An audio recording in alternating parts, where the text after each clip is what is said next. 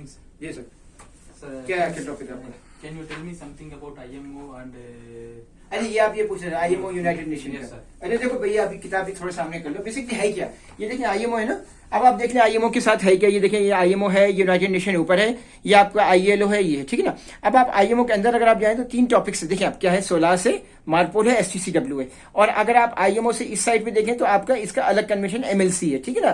देखिए दुनिया में कोई ये सब चीजें जो आई मैंने आपको बुक के साथ आज प्रूफ कर दिया, ये आई क्यों, देखिए इसके पीछे कोई राज है। दुनिया में बड़े बड़े हादसा हुए हैं, जब कोई ना कोई हादसा होता है तो कोई कन्वेंशन बनता है, ठीक है, उसके फिर प्रोटोकॉल्स वगैरह बनते हैं। अब आपको बताया था कि देखिए 1912 के अंदर क्या इंसिडेंट हुआ था, जब सोलास का इंसिडेंट, जो सोलास आने के रुझान के सेफ्टी ऑफ लाइफ एट सी, ठीक है ना, क्यों हुआ था आपको बताया था कि देखिए हमने पहले भी आपको एक दफा सेफ्टी मीटिंग में डिस्कस किया था। 1912 में टाइटैनिक का इंसिडेंट हुआ था और जाहिर सी बात है इंसिडेंट हुआ, फिर लोग डूब गए, मर गए।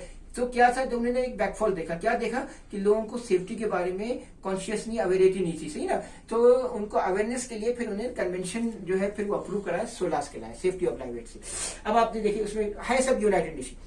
1959 में इनको बनी इंटरनेशनल मैरीटाइम कंजल्टिव ऑर्गेनाइजेशन, फिर रिनेम कर दिया उसको 1982 में इंटरनेशनल मैरीटाइम ऑर्गेनाइजेशन। इसके हर साल सितंबर में इसके कन्वेंशन प्रोटोकॉल होते हैं और हर साल हम इसका वर्ल्ड मैरीटाइम डे मनाते हैं। तो 2010 में क्या किया, इसका मजीद सब कर दिया गया, सब कन्वेंशन कर दिया गया और सीफेयरर्स डे मनाना शुरू कर दिया हम लोगों ने 25 जून में, ठीक है सर। आपने देखा होगा स्पीचेस की है।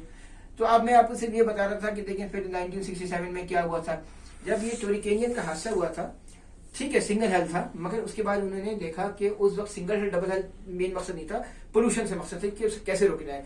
तो मार्पोल आया था, मेरीन पोल्यूशन, ठीक है ना। उसके बाद दुनिया में छोटे छोटे हादसा होते चले गए। आप देखें स्वा कन्वेंशन था, सपरेशन ऑफ अनलॉफुल एक्टिविटीज, पहले जमाने में आपको पता है मलाक्का में इंसिडेंट होते थे, आपकी जो है मुख्तलिफ जगहों पे इंसिडेंट वगैरह होते रहते थे। तो सपरेशन ऑफ अनलॉफुल एक्टिविटीज थी। फिर आपका सेल्वेज कन्वेंशन आया, सेल्वेज कन्वेंशन था। फिर उसके बाद जब ये स्वा बढ़ा, 9/11 के इंसिडेंट हुआ 2001 में, तो फिर आपको पता है कौन सा कन्वेंशन आया था। उस वक्त जो कन्वेंशन आया था ISPS आया था, international ships and port facility security code आया था। फिर उसके बाद आप देखें सोलास को मजीद उन्होंने इनहांस कर दिया, बल्कि एरियाज के इंसिडेंट होते चले गए, तो उन्होंने चैप्टर 11/1 कर दिया, इनहांस मैरीटाइम सेफ्टी कर दिया। फिर चैप्टर 11/2 उसको इनहांस मैरीटाइम सिक्योरिटी कर दिया, ठीक है, सभी आपको पता हो गया। उसके अलावा फिर क्या हुआ था, अब आपने देखा कि छोटी छोटी लोगों से मिस्टेक होनी शुरू हो गई थी। 1987 में बहुत बड़ा हादसा हो गया था, हेराल्ड ऑफ फ्री एंटरप्राइजेस का हादसा हुआ था, उसमें भी काफी लोग मरे गए थे, पैसेंजर्स वगैरह का इंसिडेंट हुआ था।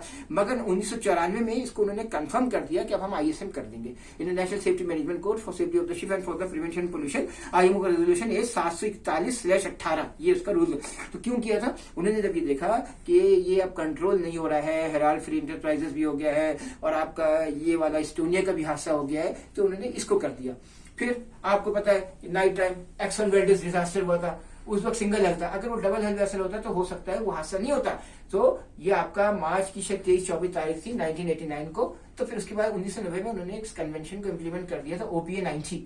दुनिया में बड़े कन्वेंशन आते रहते हैं, मतलब ये एक नहीं है, लंदन डंपिंग कन्वेंशन है, बैगेज कन्वेंशन है, 1954 में ऑयल पोल कन्वेंशन था। मैं आपको बता रहा हूँ सब छोटे छोटे रिक्स की कन्वेंशन है, आपके फाल कन्वेंशन है, फैसिलिटेशन ऑफ, है ना, अंडरस्टैंड ना, फेयर। तो ये छोटे छोटे कन्वेंशन आते रहते हैं। इनका मेन मकसद ये होता है कि शिपिंग ओनर्स को, शिप मैनेजर्स वगैरह को इसके बारे में पता होता है, ठीक है ना, उसी हिसाब से आपकी सब चीजें चल रही होती हैं। बड़ा ही कॉम्प्लिकेटेड कन्वेंशन है, जिसको आप STCW बोलते हैं। STCW कन्वेंशन इन सब में सबसे कॉम्प्लिकेटेड है, जो लोग समझने में थोड़ी ताखिर हुई, समझ गए ना, इसमें छोटी छोटी मिस्टेक्स हैं, ठीक है। अब आप ये देखें कि आपके सर्टिफिकेट्स पे एक्सपायरी डेट्स है, जिन सर्टिफिकेट्स पे एक्सपायरी डेट नहीं है वो सर्टिफिकेट्स आपके वैलिड है। मैं आपको एक बात बता दूं, अब कोई कंपनी जबरदस्ती करा रही है तो फिर वो कंपनी है, कंपनी जबरदस्ती करा रही है अपनी सेटिस्फेक्शन के लिए। वो तो आपसे डेटाबेस कोर्सेज भी करवाते हैं, वो आपसे CBTs भी कराते हैं। तो अगर वो बोलते हैं कि भाई हमारा SSO लेकर आओ, ये लेकर आओ, तो फिर आपको उस हिसाब से करनी है। मगर अभी जो है, अब जैसे हम लोग हैं, हम लोग को एडवांस फायर फाइटिंग चाहिए, PSCR भी चाहिए। अगर हम अपना एक्डिस कोर्स है, जेनेरिक एक्डिस कोर्स हमारे वैलिड है। अब ये थोड़ी कि आप उसको हर 5 साल बाद रिन्यू करें। 5 कंपनीज बोलती है उनको रिन्यू चाहिए, तो फिर वो एक कंपनी का इश्यू है, तो कंपनी को चाहिए पैसे दें और फिर हम लोग करें, ठीक है ना। ये छोटी छोटी बातें हैं। पहले जमाने में बेसिक कोर्सेज आए, अप्रूव फायर फाइटिंग आया, उसके बाद नाम चेंज करके एडवांस फायर फाइटिंग आ गया, आप समझ गए ना। देखिए ये चीज सबको पता है कि ये पैसे कमाने का धंधा है और सबको पता है। हमको ये चाहिए कि अपने जो है सोलास, मार्कोड STCW, उस बुक निकालिए, उस पर क्लियर लिखा हुआ होता है कि मेडिकल केयर है, ये वैलिड है, ठीक है भाई वैलिड है, आपका अप्रूव्ड है। अब अगर कोई कंपनी डायनाको, मैं कोई सी एग्जांपल दे रहा हूँ, कोई कंपनी बोलती है फ्रेश लेकर आओ, तो फिर वो उस कंपनी का इशू है, वो कंपनी करवा सकती है, आप रोक नहीं सकते। आपको फिर वो बाद में आपके मेडिकल सॉरी इसके जो है पैसे जो आपने खर्चे किए उसको क्लेम आपको वापस करेगा। रिस्क असेसमेंट है, एक्सीडेंट इन्वेस्टिगेशन है, कंपनी बोलती है कि रिफ्रेशर कोर्स करके लाओ। बस मैं फाइनली बताऊंगा STCW जो है थोड़ा कॉम्प्लिकेटेड कन्वेंशन है, आपको उसको पढ़ना है और आपके जो नए सर्टिफिकेट जो है उस पर आपकी एक्सपायरी डेट है, आप उस हिसाब से चले।